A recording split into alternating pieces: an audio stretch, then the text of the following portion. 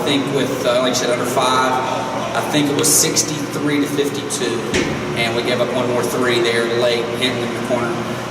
So just, really challenged them when they made their run, that we weren't defending the way we should be. And, we had to, we didn't have a choice. We had to buckle down and get stops. And testament to the guys, they did. They got stops and shot or 2 in it. 4 games into the season, you guys have won in a multitude of ways. Obviously, Saturday you had to kind of hang on, and the first 2 games of the season hit some free throws down the stretch to win those games, and then tonight it was a comeback. So just kind of assess where your team's at and how they've been able to win in a multitude of ways. Yeah, I think you got 4 seniors. You got Terry, Demetrius. You look at the way Terry and Beach rebounded there late. We were getting, I think, drilled on the offensive glass, and I think we evened it up 11 on the finish. And Rob making some shots.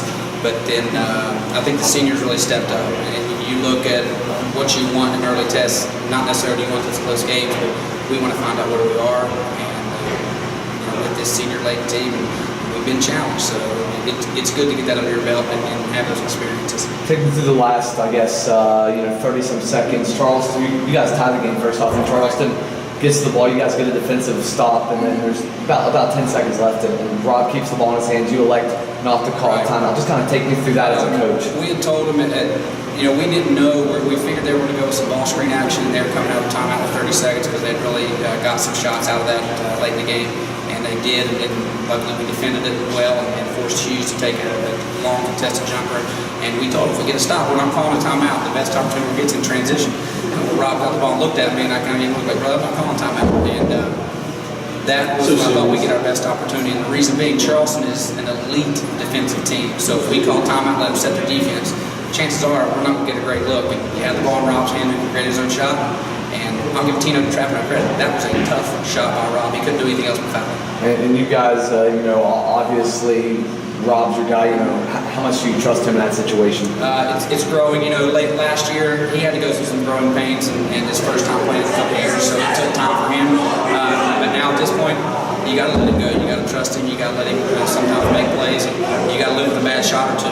But he made big plays and made some big free throws coming down.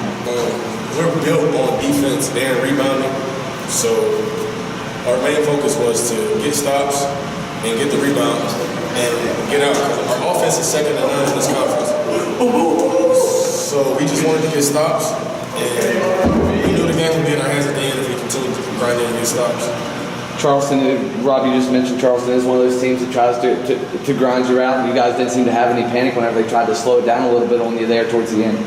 Yeah, we pretty much knew what we were getting into. We did a great job scouting all week, getting prepared for this game. So a lot goes into that preparation. So we didn't panic because we were prepared for that. So. And then Rob, I'll take you through the last 30 seconds. You guys get a defensive stop on your end, and then you get the rebound and the ball, never left your hand. Just take me through your mindset after you guys tied the game and then getting that defensive stop and then the subsequent game winner. I seen the person we wanted to take the shot, took it. We knew it would be all right. I crashed the glass out, got it. I seen 13.3 on the clock. I looked at coach, and I just wanted to go. I work on that. I work on that all the time. Those late game situations. So I knew I would have a one-on-one scenario, and I would just get to my go-to move and just let it fly. Just hope for the best. Just let it fly. And I pretty much knew I was going to do it because I put in the time. Sure thing. And now, Rob, you guys have won in a multitude of ways this year. You guys hit some free throws late in your first couple of games. You guys hung on to beat State on Saturday. Now you guys do it from a come-from-behind fashion. How well has this team been able to adjust to winning in different ways? Obviously great because we're 4-0. I would have to say, but we lost Paul Berry, Mike Moore, a big part of our team, so that void has kind of been filled with Sanchez. We got Tommy Bolton coming in as a freshman.